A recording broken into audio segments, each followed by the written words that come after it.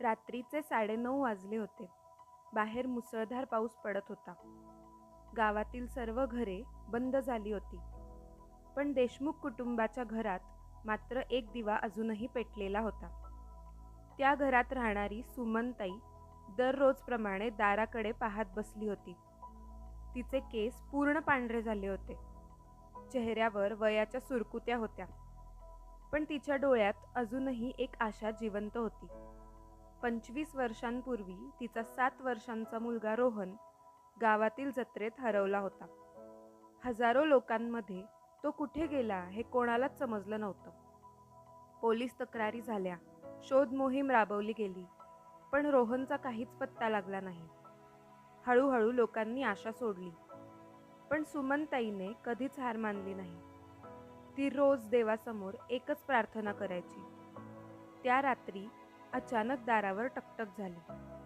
सुमनताईंनी दार उघडलं. समोर एक 30-32 वर्षांचा तरुण उभा होता. तो थरथरत्या आवाजात म्हणाला, "आई, मी रोहन." सुमनताईंच्या हातातील दिवा खाली पडला. 25 वर्षांपूर्वी हरवलेला मुलगा खरंच परत आला होता. त्या तरुणाने आपल्या खिशातून एक जुना तुटलेला लॉकेट बाहेर काढला. तेच लॉकेट जे रोहन हरवला तेव्हा त्याच्या गळ्यात होतं. सुमनताईंच्या डोळ्यातून अश्रू वाहू लागले. त्या धावत जाऊन त्याला मिठी मारली. दुसऱ्या दिवशी संपूर्ण गावात बातमी पसरली. देशमुखांचा मुलगा परत आला होता. एक दिवस सुमनताईंनी त्याला विचारलं, "बाळा, इतकी वर्षे तू कुठे होतास?" रोहनने सांगितलं की जत्रेत हरवल्यानंतर त्याचं अपहरण झालं होतं. त्याला एका दूरच्या शहरात नेण्यात आलं.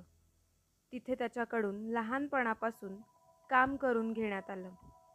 अनेक वेळा त्याने पळून जाण्याचा प्रयत्न केला, पण प्रत्येक वेळी तो पकडला जायचा. एक दिवस मात्र त्याला संधी मिळाली. तो तिथून पळून गेला. एका वृद्ध माणसाने त्याला मदत केली.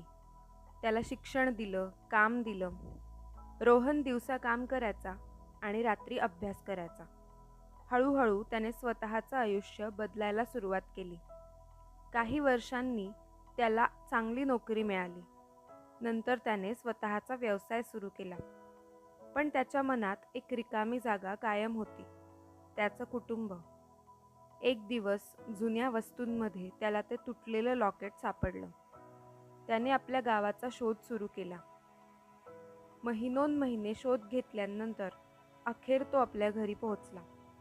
सुमनताईंना अभिमान वाटत होता, कारण त्यांचा मुलगा फक्त परत आला नव्हता, तो संघर्ष करून जिंकून परत आला होता.